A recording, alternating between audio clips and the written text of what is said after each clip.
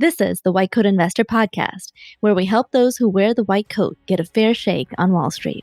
We've been helping doctors and other high-income professionals stop doing dumb things with their money since 2011. This is White Coat Investor Podcast number 312. When you're exploring career choices, consider locum tenens for the sheer number and variety of options. You probably know locums is great for short-term commitment, but do you know all the other ways it provides flexibility? The best way to research the vast world of locums is to talk to an expert. CompHealth created the locums industry, so they're the most experienced in helping physicians and other providers find the best fit. They understand you have unique lifestyles and needs. Medical careers are hardly one size fits all. Whether it's an assignment close to home, across the country, or across the globe, go to comphealth.com to find what's right for you. All right, welcome to the podcast. If you've never listened to it before, I hope you feel very welcome here and realize that this podcast is driven by you. We answer your questions on the podcast. We're not answering any of them today, but we do frequently. You can leave those on the SpeakPipe, whitecoatinvestor.com/SpeakPipe. You leave a message, we play the message on the podcast and answer your question. It works pretty well. But your feedback's also important. We want to hear about what you want on this podcast, whether you want a certain guest or whether you want a certain subject matter covered. Shoot us an email, editor@whitecoatinvestor.com, and we'll get that done. You know, if we're getting a ton of people telling us to cover this, we do it. So it's driven by you very much. All right, our quote of the day today is from David Swenson. He was the fellow who managed the Yale endowment portfolio for so long. He said, "Sensible investors rely on themselves.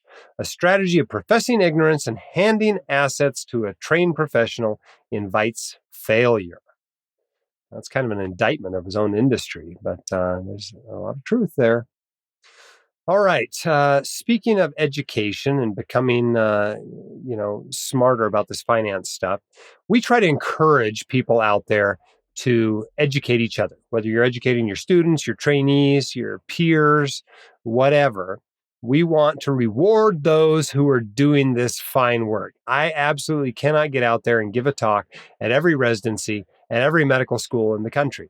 I need other people out there doing it. So to encourage you to do that, we put together the Financial Educator Award. And if you know somebody that's been doing this great work, please nominate them. Okay? This is someone who's passionate about improving financial literacy among colleagues, trainees, students, etc. They're not a financial blogger or podcaster. They're not a financial professional. They're just a doc out there doing this for their peers. We want you to nominate them for the highly coveted 2023 Financial Educator of the Year Award. Not only do they get a nice certificate for that and something they can put on their CV, but we actually send them cash. $1,000 prize is what it is. And that's not all. As an added incentive to you for crafting a compelling nomination, we're offering the nominator who writes the best submission for the winner a free online course of their choice. So where do you go to do this? You go to whitecoatinvestor.com/educator and just nominate them. Fill out a nomination. You got to do it by May 2nd, though, because this is coming right up. And by the way, on that same page, you will find slides, and they've been completely revamped by our fine Katie F., who does all kinds of our graphic design work here at White Coat Investor, and she has made the prettiest slides I've ever had. And so if you need slides, there's a set for a presentation for attendings, a set for residents, a set for students. Take them, use them, modify them as needed, and you basically got a canned presentation that you can give without too much effort. And honestly, this isn't that hard. Once you get to the Q&A at the end, you'll realize your peers have, questions that you already know the answers to. You'll be surprised how easy it is to help educate your peers. But please nominate somebody who's been doing a great job at that. We've had some great winners in the past, and we're looking forward to getting another winner this year. All right. We've got a great doc I met at WCI Con 23 that we're going to bring on and do an interview with today. So let's get her on the line. Our guest today on the White Coat Investor podcast is Dr. Brittne Halford. She's a clinical instructor at Beth Israel, but also a wealth coach. And I met her at the recent White Coat Investor conference in Arizona. And she also met a number of members of the WCI staff and dramatically impressed them to the point where they came to me and said, "You have to get this doc on the podcast. She's awesome." So, Dr. Halford, welcome to the White Coat Investor podcast. Thank you so much. I am so excited to be here. Well, I'm looking forward to getting to know you a little bit better. And I know our audience, a lot of them may not know you either. So let's kind of start at the beginning. Tell us a little bit about your upbringing and what it taught you about money. Great question. It's really interesting when I reflect on this now, being a physician and also a wealth coach, about how I grew up and what it showed me. Um, I am born and raised from Flint, Michigan, and I grew up in a single parent household, but I had the benefit of having my father in my life. And I actually had this conversation with my mom today. She said, "Do you know that in 1997, she only made $700 every paycheck? So it's about $1,400 a month." And I didn't feel the burden of that. I knew that money was power, that we didn't have a lot, but my mother and my grandmother were so resourceful that I didn't feel that burden of not having enough, even growing up in Flint, Michigan. And similarly with my dad, he was an academic. So, both of them would teach me little bit about money. My mother would always do these mental math exercises with me. Say, well, you go to the store and you have $100. You're buying a shirt that costs $25. It's 25% off. How much are you going to pay? What are you going to get back? And she would do the mental math at the cash register as the cashier is ringing things up, mostly to make sure that, she wasn't charged an inappropriate amount, because money for her meant that it was hard to come by, it was earned, and that money had power. With my dad, more so, he taught me how to make meaning out of money and meaning out of little. So he was pursuing his master's degree when I don't recall, maybe 4 or 5. And he would make beans and hot dogs. So not a gourmet meal. And his his other favorite thing to cook was whatever is in the refrigerator, stir fry, meaning that he's not going to the grocery store to spend more money to purchase anything else. So we were going to make do with what we have. But even in that, I recall that we would study. He would give me my books. He would have his books, and we would have a can of Pringles, barbecue Pringles, and we would lick the seasoning off of the Pringles. And so what that showed me is that, you don't necessarily have to have money. Yes, money equates to power. Like, you have to work hard for it. You earn money, but you can still make meaning and joy out of what you have. So I'm really appreciative for those lessons that my parents taught me. Yeah, it's interesting. You mentioned the, whatever's in the fridge. And I've seen some crazy statistics about the amount of food the average household throws away. It's amazing how many hundreds and thousands of dollars of food that just goes bad in the fridge before we get around to eating it, because we're not good at planning meals and stuff. And there's probably quite a bit of frugal savings you can get from watching that more carefully. Definitely. Definitely. I mean, I find my lettuce is all withered usually, and I spend more time and energy because I don't eat it at the time in which I purchased it. And so now I'm like sifting through trying to find the good leaves when I actually want to eat the salad. So I don't adopt what my dad does as far as everything, whatever is in the refrigerator, stir fry. And definitely a lot of food waste happens in this household as well, unfortunately. Yeah, ours as well. All right. Well, at some point you left Flint and you went off to college and med school and residency in your career. Take us up till now from the time you left home. Yeah, so I went to the University of Michigan, Ann Arbor, and gratefully so, when I was around 14, my dad sat me down and he said, "Listen, I don't have any money for you for your education. I have enough to, fulfill whatever said goal." I think it was, get my hair done, or maybe that I could go to the movies once a week or something like that. It was just a small amount that he could afford me while I was in college to support me.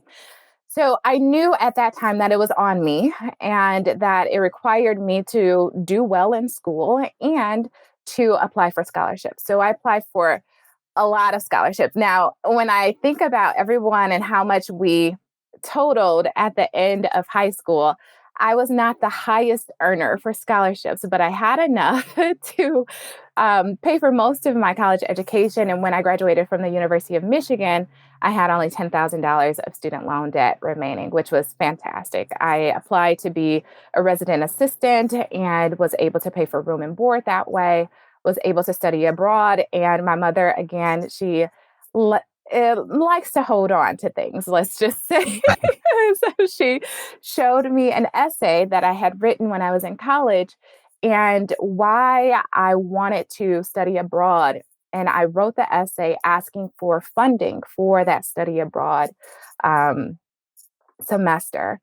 And so I was really resourceful, in that way, and only had the $10,000 when I graduated from college. I also worked as a uh, research assistant in a lab and studied sickle cell. And from there, I went on to medical school at Northwestern, had also scholarships to help to fund that education. And when I graduated from there, I had $131,000 in student loan debt. Went on to do my residency in internal medicine at Wash U in St. Louis. And there I started to learn about finances. That's when I met you. Maybe not. Welcome to residency. That's when I started to learn about finances too. Maybe not you personally, but also, the white coat investor. I think what happened is that, you get to this realization, especially me growing up in Flint, Michigan, and having this expectation of being a good steward of a high income, more than anyone else in my family had ever earned. But also, I was being charged with a high amount of debt. And I didn't know what to do. My mother, my father, they were very frugal, raised me to be a saver.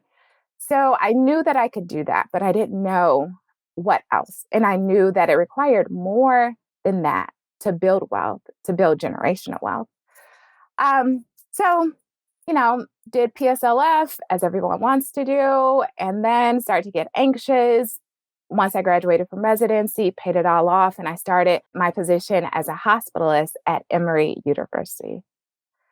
I worked there for 2 years, and now we're in Boston. We relocated for my husband's fellowship, and I've been here for 4 years working at Beth Israel Deaconess Medical Center as a hospitalist, and recently acquired the position as the QI director for hospital medicine. Yeah, are you excited about being the QI director? I know in my group that's not the position everybody's fighting over. I actually love it. This week has been a little heavy, but what I love about medicine is that medicine provides us with the ability to discover, to really investigate, get down to the nitty gritty, run all of these tests, test our assumptions. And I love that about medicine. But at a certain point, you start to get a little tired and burned out, and you're trying to weigh and balance, how do I manage my household, being a mother, being a wife, and medicine? And then there's QI. QI provides me an exit to some degree, allows me to be creative and to still be a investigator of sorts, but also to test strategies to collaborate with others, which provides better patient safety. And I'm really excited for, all that's to come with what we're doing, and not only just hospital medicine, but also hospital to home and the opportunities that will present for patient safety and quality improvement there. So yeah, there's some dirty work. You have to get your hands dirty. I love that. But also it allows me to be creative, in which sometimes medicine, I have to follow the guidelines, standards of practice. I can't really be as creative as I want. Well, you've told us about one of your careers. I kind of want to hear about the other one too, which is kind of how you ended up on the podcast and in this community. You also do some work as a wealth coach. Tell us about what got you interested in doing that. Yeah. So when I paid off my student loan debt, I was on Instagram, which really not a big social media person. However, I knew that this would be a way to share photos with my family who I don't see and, connect with others. And so I started to share that I paid off my debt. And I didn't realize how rare that was. Yeah, I didn't. There's a certain oblivion I think that I have is I kind of like zone in and niche down to like where I am in my environment. And sometimes I'm out of touch with the realities of what is happening at other people's lives and also their finances. I know statistically like what it means for us to carry this burden of student loan debt, especially women. And that women are particularly vulnerable to these financial stressors. And then thinking about not only women carrying the largest burden of student loan debt, but women of color also carrying even a larger burden. And when I share my story, people started to ask, "Well, how are you doing that?" I'm like, okay, well, clearly there's a need for more financial education. And I was pulled into it. Someone said, "Hey, can you coach me? Can you help me with my finances?"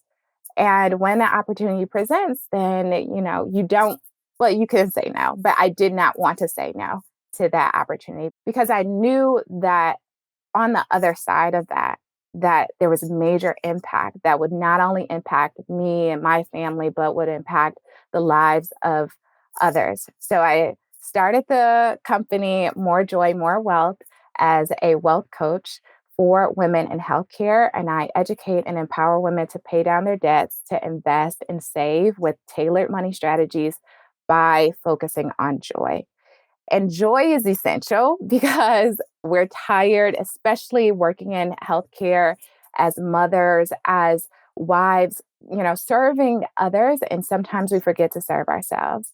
And so I didn't want to tell women that you have to do everything to pay down this debt in order for you to, on the side of it, when you're retired or tomorrow, to experience life because we have delayed gratification for so long.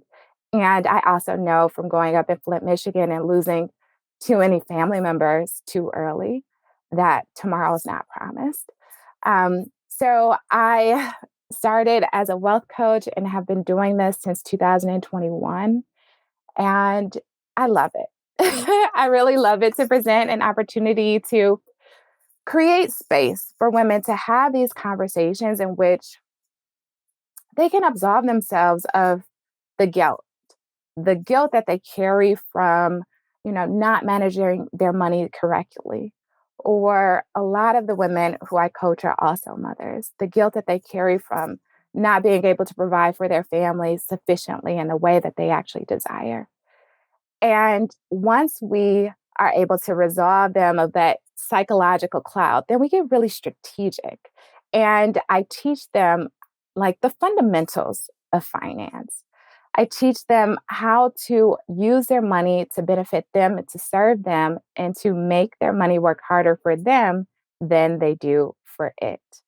And it allows me to also know that what I'm doing today, not only with a person's health and what I do in the hospital and how I improve patient safety and quality improvement on that perspective, but I'm influencing health in a different way.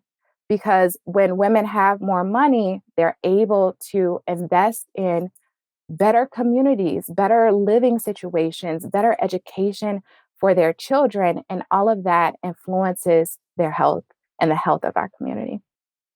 It's really interesting. You mentioned mom guilt, and I think we've all heard of mom guilt. But you talk about it in two aspects that I don't think I've heard discussed before. The first one is, feel bad about past money mistakes, which of course we've all made as in our financial lives. But the other one was also something that I suspect I probably, in the past at least, have seen more often with guys, this guilt of feeling like you're not providing very well. And I think that's Mm. an important nuance that you've brought. It makes mom guilt that much worse. Now it's not just feeling guilty about having to go to work. It's also not providing very well and having made, mistakes. What do you tell people to help them get rid of that guilt?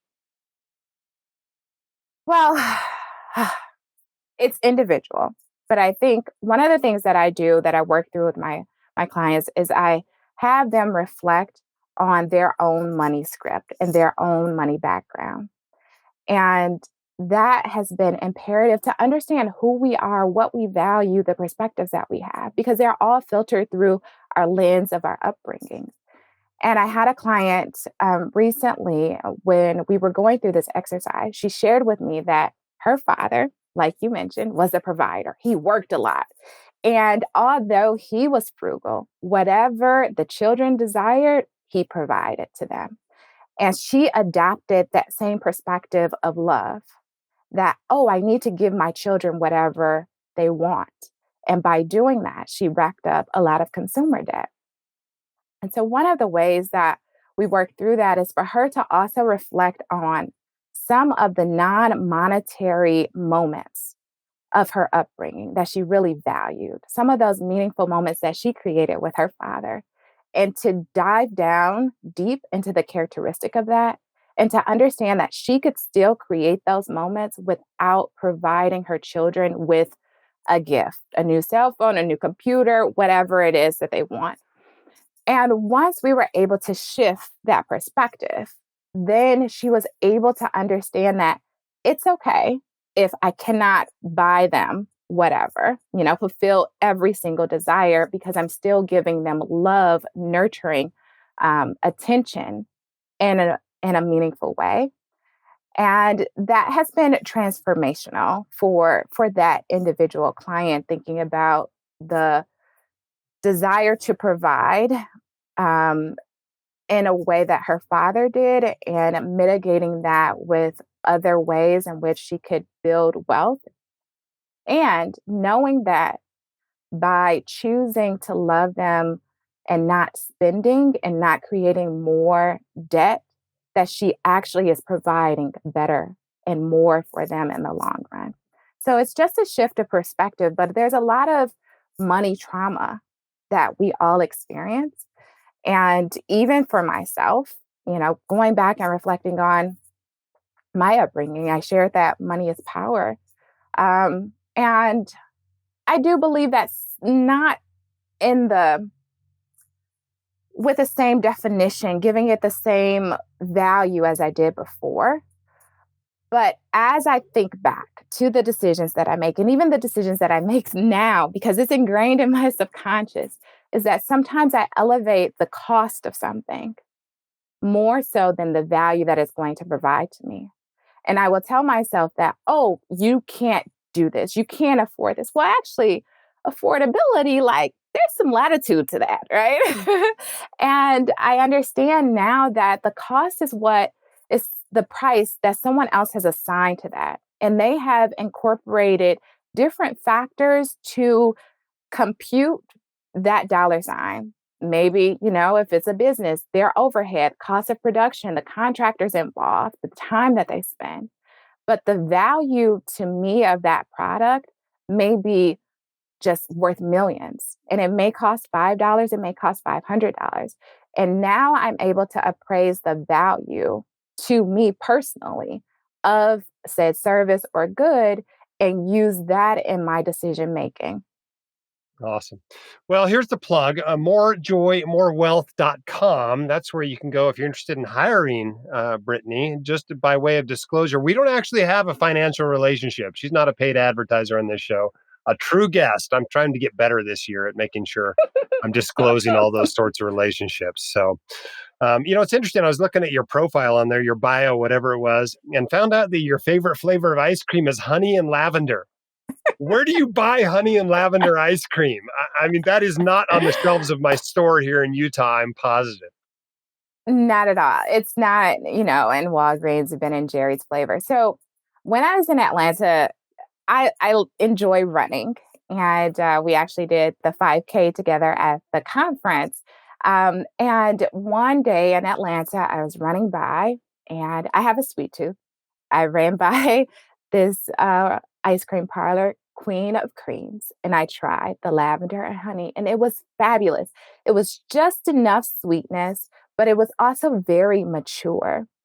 And unfortunately, we You sound know. like a wine specialist. We're going to an ice cream tasting or something here.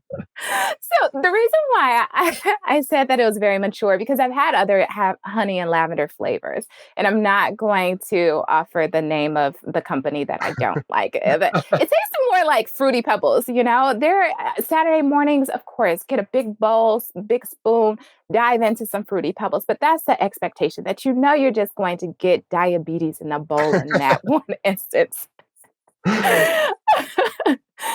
But this one, it's like perfect.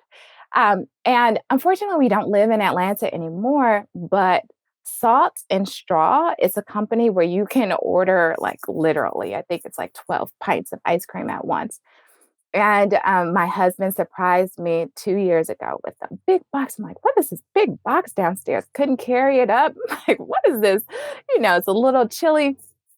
And he finally gets home. He brings the box up and I opened it up and it had lavender and honey and it has so many other flavors and it is absolutely delightful. I love ice cream. I'm consuming less sweets after Easter and going on a fast for Lent. But definitely, if you haven't tried it, you should definitely try it. Yeah, it sounds interesting. I will watch for it because now that I've heard how good it is, I got to check it out. Well, we want to cover two topics today. The first one is generational wealth. The second one is going to be kids and money. But let's start with generational wealth. And I want to hear what that means to you because I hear some people using this word and all they mean when they use it is really rich. What does generational wealth mean to you?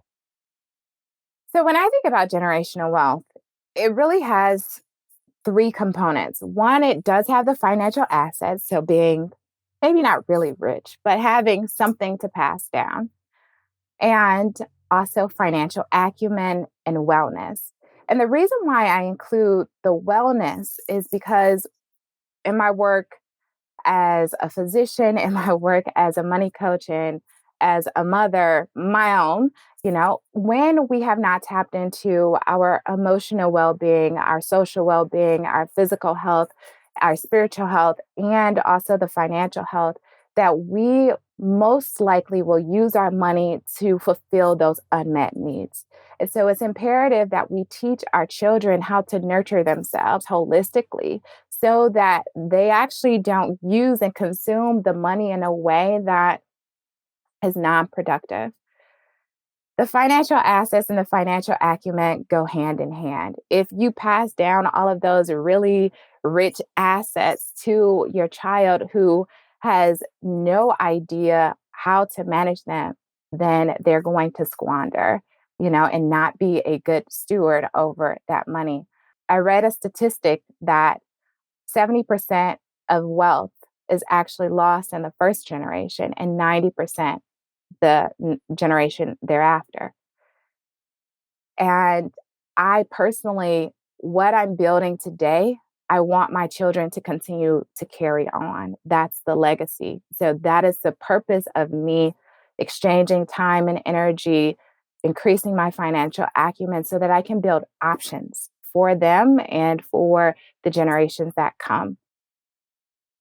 It's interesting. I've seen those statistics as well that, 70% goes away very quickly and 90% within a couple generations. And by the fourth generation, it's basically gone. And part of that's because it gets divided among multiple heirs. But part of it is it's just really hard to pass on the work ethic and the knowledge base from that, the generation that acquired the wealth to these later generations. So I wonder how we're supposed to measure success at passing on generational wealth. I mean, if most of the time 70% is lost in one generation, if you can get your next generation to maintain 80% of that wealth, is that a win? I mean, how should this be measured? I think the measurements and the definition of what is a successful transference of wealth depends on the individual. It depends on the goals. And as I mentioned, my whole desire for passing on and building wealth is to provide my children options that they can choose to live where they desire, choose to consume, organic foods or not, or eat at McDonald's or go to a fancy restaurant. And so I think when you're thinking about generational wealth and the perpetuity of that, it's really focused in on what are your values? What are the things that you desire for your children? And that is your own individual definition of success. So for me personally, when we designed our estate planning, our legacy plan, we actually mentioned some guidelines on how to utilize the money. And when we are thinking about our children and what matters most to us, because our goal is that, yes, they're going to develop into their own persons, to, have their own passions and their own desires. But there are certain core family values that we want them to carry on as well.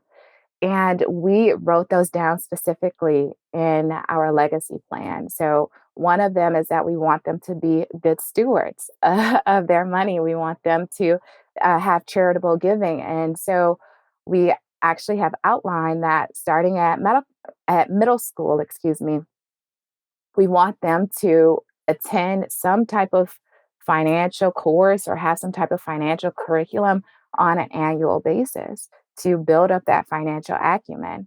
And then from there, it's that we want them to give. So giving is very important. It helps to build your overall sense of community and your satisfaction. And so that is a tenet in which we want that to be carried down. And so if they use their money, if we pass along whatever amount of money, I don't know, $5 million, we'll see. If we pass that down to them, and if they choose to give away half of that, at least it still um, is in alignment with what our family values are, what the core values are. And if they are giving into charity to something that is meaningful and is going to um, impact the world in a positive direction, then if there's no money at the end of that to pass down to, their great grandchildren, then I think that that's okay because they still made the most of the finances that they had. Yeah, it sounds like you view it at least as much passing on values as passing on money.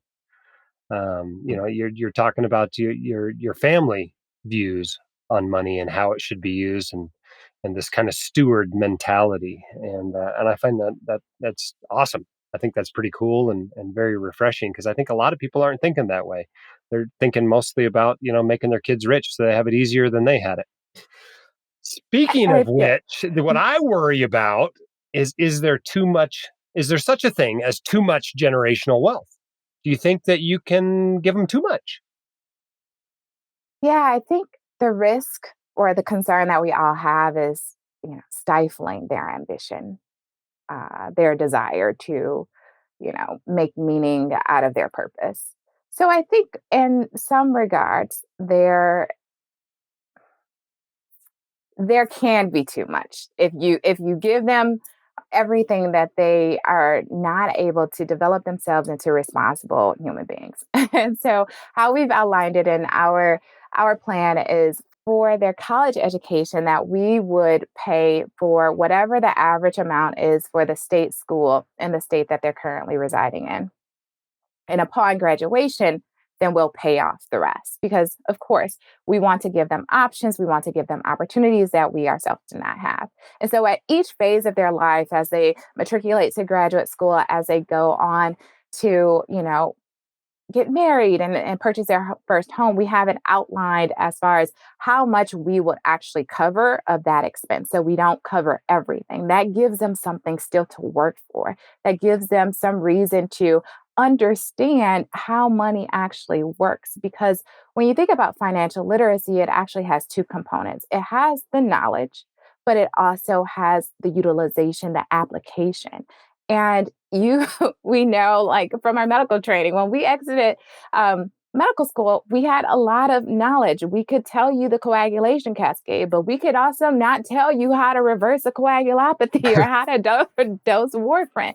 So both of them have to go hand in hand. And I think if you pass down so much money in the way that they get access to it, right in the beginning, then you may lose that development, that maturity that is required for them to be good stewards of that money. Yeah, I always find it interesting to talk to other people about their estate plan. These details like you're sharing here. Ours is a little bit different, but obviously the same goal of trying to make their lives easier, pass on some wealth without ruining them. And so we kind of split an inheritance into two pieces. They get a little tiny piece in their 20s that we call a Hmm. 20s fund. It includes a 529 and basically, matches on money they earned as teenagers in a Roth IRA and a UTMA account that's designed for them to use Hmm. for whatever they want in their 20s, whether that's study abroad or a summer in Europe or a first house or a first car or a wedding or a mission or whatever. That's what that 20s fund's for. And then they don't get squat. If we get run over by a garbage truck tomorrow, they get nothing beyond that 20s fund until they're 40. And then the inheritance is split a third at 40, a third at 50, and a third at 60, just because we want them to kind of develop their careers and develop their habits and develop who they are without, you know, knowing that they've got all this money. But Hmm. the truth is there's going to be a pretty big inheritance out there for them eventually. But that was kind of how we set it up. Right or wrong, I have no idea. I think this is so individual. You have to know your kids, and who knows, this may change as things go on, as we get to see what our kids do with that inheritance in their 20s. Maybe what they get at 40 instead is, an annuity or some sort of trust fund managing their money because they're terrible at it. I don't know.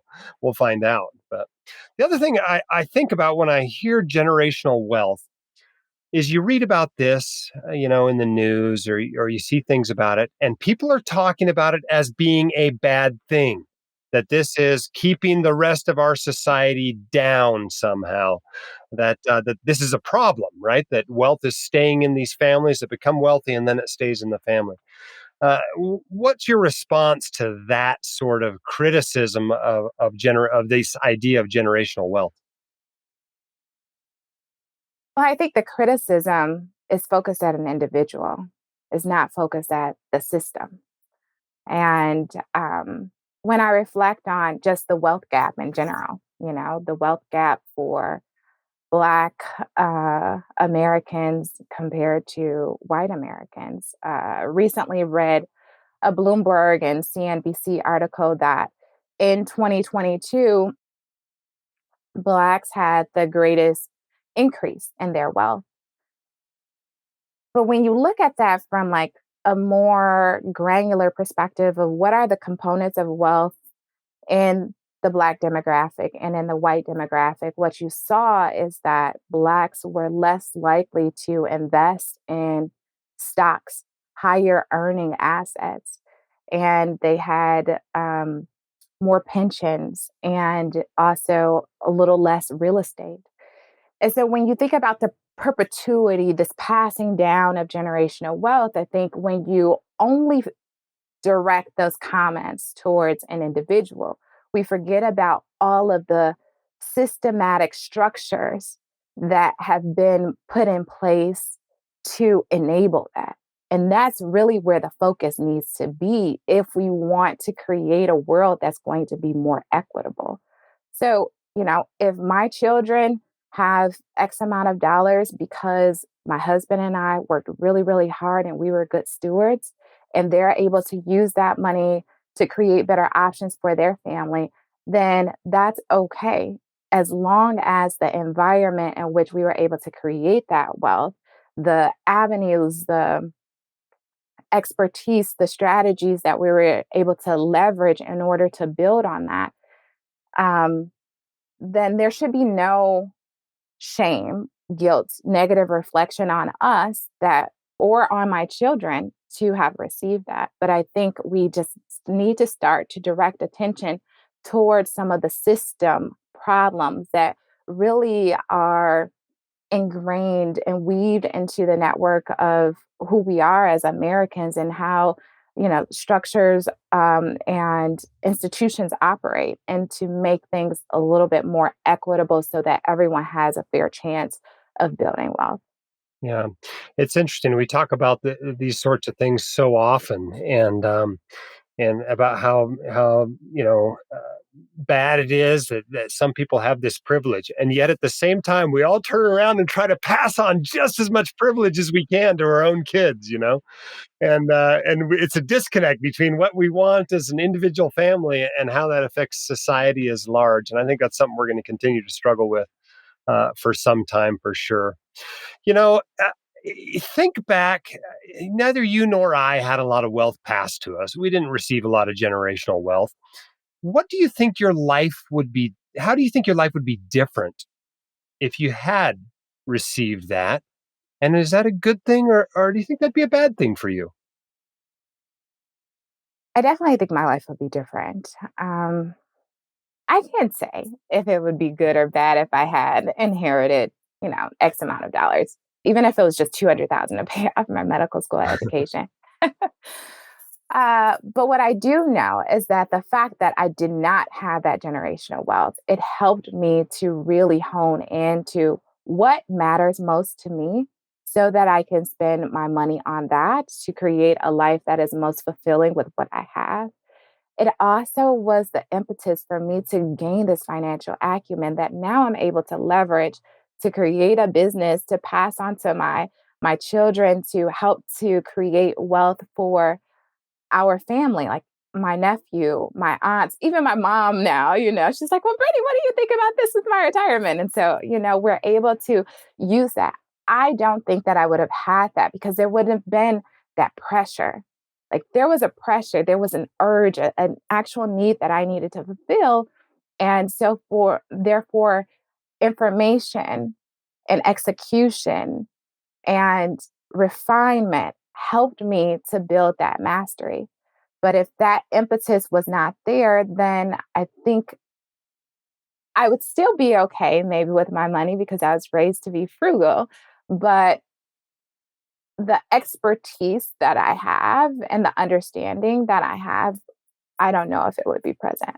Yeah, I often wonder how my life would be different as well. I certainly would have made some different decisions along the way, but I it's hard for me to think that wouldn't have sapped a little bit of the hunger and the ambition that I had, and I worry about that a lot with my kids. We think about this a lot. Speaking of kids, our second subject today is just teaching kids about money. And you mentioned earlier a number of the things your parents taught you about money as you were growing up. I don't know how old your kids are. My youngest is 7. My oldest is now out of the house. I've got an 18-year-old in college now. And so it's a very different approach teaching kids about money. How old are your children? 2, well, he'll be 2 May 6th, Okay. All right. and 4.5.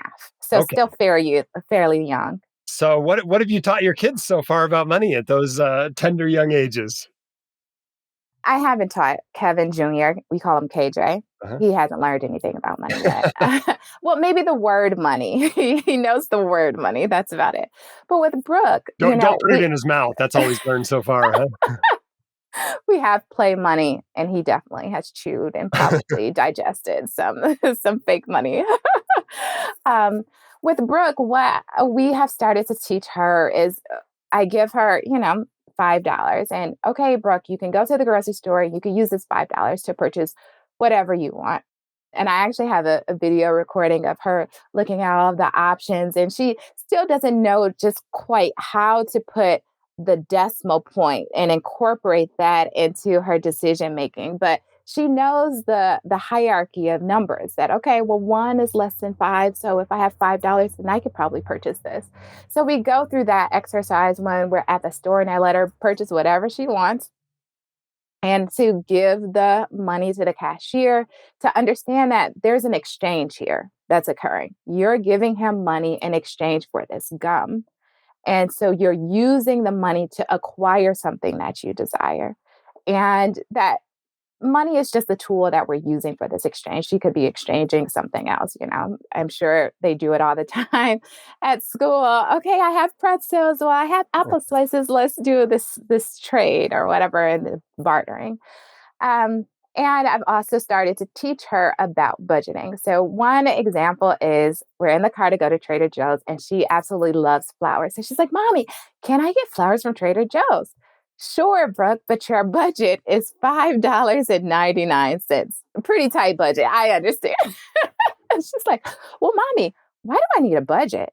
Well, because Brooke, you want to make sure that you are using your money effectively and that you're allocating it to account for all of your needs and some of your desires. And I said, well, do you know how we actually earn money, how mommy and daddy get money? And she's like, well, you go to work. I said, well, that's one way, but you can also use a little bit of that earned income when we go to work and you can invest it and make your money grow. Wow. Okay. Well, what type of investments? What is investments? What type of investments do I have? And so it starts that conversation, just introducing. She's not going to remember all of the conversation about budgeting and investments.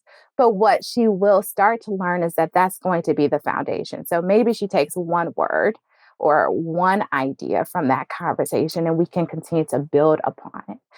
And I think whenever we're teaching kids about money, one, money has been this taboo topic that we never want to talk about. And I only discussed money with my mother and my father when it was that, okay, these imaginary situations, you go to the store and you have certain amount, like, so that you can make sure that the cashier is ringing you up appropriately so that you can retain the money that you have. Or understanding money from that my father did not have enough money to fund my college education. So therefore I needed to go and get scholarships. And that was the impetus for that. But I wish that the conversations would have been more involved at each stage of my life. So we're starting now, Brooke is 4, and we're going to continue to have these conversations so that she can understand what investments actually means and that you actually don't have to just go to work to earn money. There are other ways. And I think that that is imperative when we think about allowing our children to choose a job that they desire, that they're passionate about, and that's the opportunity there. It's your choice.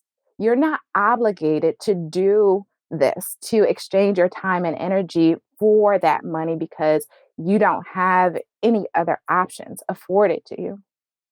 So sometimes we teach our kids what we can, and I've tried to teach my kids. One example is, when we drive down the street, we pass businesses, we pass McDonald's, we pass Home Depot, and I explain to them that they actually own a little tiny chunk of each of these businesses in their 529s and just get them thinking about, an ownership mentality of that. But at a certain point, we have to give them control. Little by little, it's a bit of an apprenticeship, just like a residency would be, but we give them more and more control over money over the years. And sometimes they use money in a way that we don't approve of. What's the best thing to do when you see your children doing that, whether they're children, whether they're teenagers, whether they're adults, and they're using money in a way that you don't really approve of? What do you think you should do? I think the first thing that we should do is we should take a deep breath and understand that as parents, we're emotional beings, and so we need to resolve whatever heightened emotion we have. And then we need to get curious. And I think curiosity is really the key to resolving a lot of the issues that we have just generally abroad, other domains, not just finances, but particularly when we're dealing with our finances. It's because we have this assumption that that individual, when they were using that money, that they have the same values, that they have the same understanding, and that they have the same perspective that you have. And I can guarantee that that is not at all true, especially when you're dealing with a 4-year-old, right? Or a 16-year-old. Like, you all are not on the same page. But if we just approach them with punishment or trying to push them in a certain direction that we desire for them to go, is that we miss the opportunity to intervene, to teach them those meaningful lessons, to understand their thought processes, and to help to enhance that, to allow them for shared decision making so that we can make better patterns in the utilization of their money and create better habits. So I'll give one example of how I've recently done this with my nephew who's 19. My mother has had guardianship over him for, I think, about the past 7 years. And whenever I come home, because of who I am, Dr. Brittne, oh, she's a wealth coach, blah, blah, blah, blah, blah, fill in the blanks. She's always like, well, Brittne, you need to talk to your nephew and tell him this. So I say, okay, Mom, I'm going to talk to him. I'll have a conversation with him. And the topic this time was that he had a car. He purchased himself a car, but he did not want to purchase insurance for the car. That's a problem. She understands the risks to all of that. She has that knowledge, that expertise, that life experience. And so I'm home, we're in the kitchen together, and I say, hey, Duck. That's his nickname. Everyone has a nickname. Hey, Duck. Your grandma told me that you didn't want to continue to, pay for your car insurance. And then I stop because now this is the opportunity for him to fill in the gaps.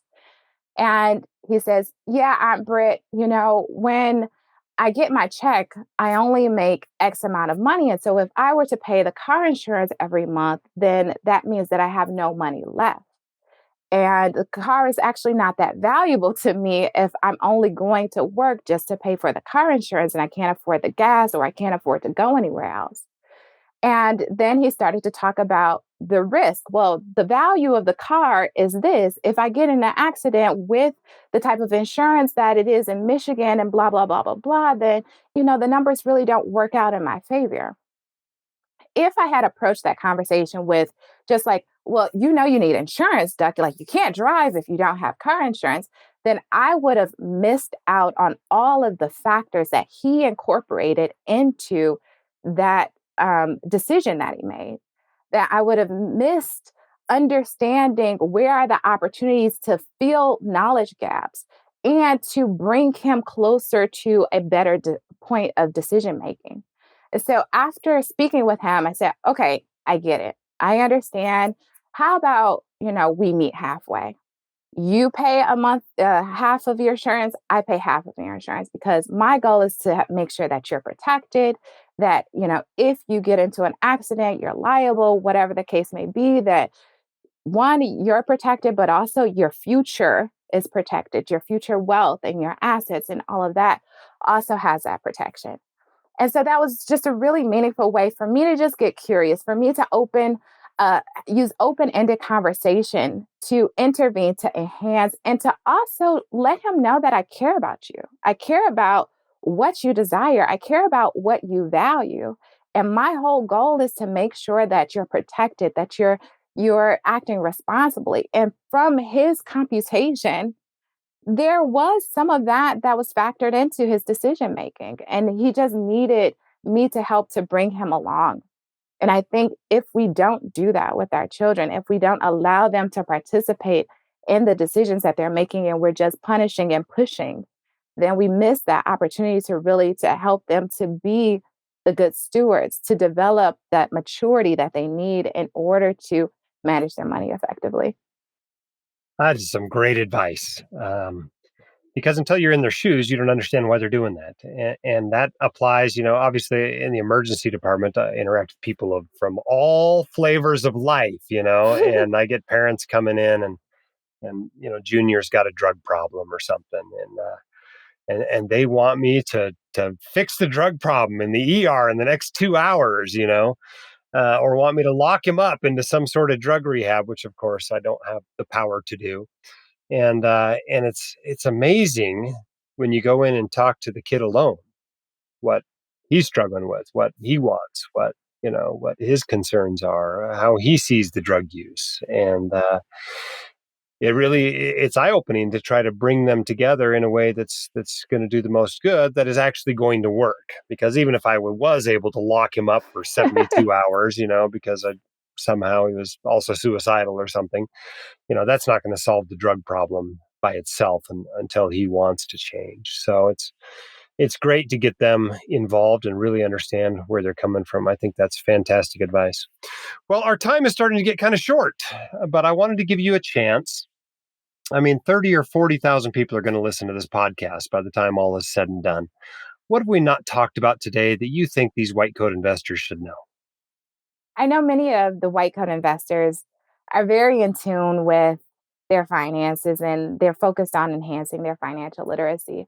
But I also know that there is another component to our competence, and that is our confidence. And sometimes that confidence is not present. And when the confidence isn't there, you don't engage. You try to wait for the next moment. You wait for the opportunity. And what I would just encourage you is that if you're considering, like, how do I have these conversations with my children? Just start today. Don't wait for the perfect moment. Don't wait until you have the confidence to actually have the right verbiage in order to ask. When you're thinking about generational wealth and creating that, the financial acumen is a critical piece. And that only occurs with our children making mistakes, with learning and actually practicing. So I would encourage you to, wherever you are, whatever you're doing, if you have debt or not, if you make a lot of money, if you don't, whatever you have, then you can use that and leverage that to create a meaningful moment with your children and to have conversations. And that in itself, I think, is going to guarantee, as much as you can guarantee anything, the perpetuity of generational wealth, because those values will be instilled in your children from the beginning. Well said. We've been talking to Dr. Brittne Halford of morejoymmorewealth.com. Thank you so much for coming on the White Coat Investor Podcast and sharing your wisdom with us. Thank you. Thank you. I'm so excited to be here. It was a great conversation. All right. I hope you enjoyed that interview. It's always great to have different people, different voices on the podcast. And Dr. Halford's had an awesome financial life up until this point and is also doing some great work in this space. So it's a pleasure to promote her and what she's doing. Locum tenens is a smart way to pay down student loan debt or make extra income. It also gives you freedom and flexibility for a better work-life balance. If you're at the start of your career, you can test out different practice settings before making a long-term commitment. CompHealth is a leader in the locum tenens industry and can help you navigate a myriad of career options. They have access to thousands of jobs, including telehealth, medical missions, and even permanent placement. CompHealth experts give you personalized, high-quality service and help with your CV, interviewing, contract negotiations, and more. Find out more or search jobs now at comphealth.com. Don't forget to nominate your favorite financial educator. You got to do it by May 2nd. Go to whitecoatinvestor.com/educator to do that. You can get a free WCI online course. They can get $1,000 plus some recognition. So please do it today. Don't forget. They'll really appreciate you for nominating them, I'm sure. That's also the same URL as where you get those slides I mentioned earlier in the podcast. Thanks for those of you who've been leaving us 5-star reviews. Those do help to spread the word about the podcast. Here's one from an interesting name. This is what they put in there. Tired parents of newborn twins. They said, excellent podcast. Pro tip, you don't have to be a doc to benefit. Dr. Dahle gives sound, well-researched, important advice for anyone looking to maximize an investing strategy while not falling for the latest gimmick. He's incredibly consistent with suggestions and directions. His website is also a great source for details, like examples with screenshots or walking through spreadsheet formulas. Very little is specific to doctors, so don't let the title keep you away. 5 stars. Thanks for the kind review, but don't give away the secret. The personal finance is the same for everybody. At least 95% of it is. Maybe 99% is the same for all high earners, and only 1% is truly doctor specific. That's okay. We'll talk about all kinds of financial problems here. We talk about, most of them honestly are first world problems, but they're real problems if you've got them. And we're here to talk about them, here to help you solve them, here to help you have the most financially successful life that you can. So as Dr. Halford said earlier, you can build some generational wealth. Keep your head up, shoulders back. You've got this. We're here to help. See you next time on the White Coat Investor Podcast. The hosts of the White Coat Investor Podcast are not licensed accountants, attorneys, or financial advisors. This podcast is free entertainment and information only. It should not be considered professional or personalized financial advice. You should consult the appropriate professional for specific advice relating to your situation.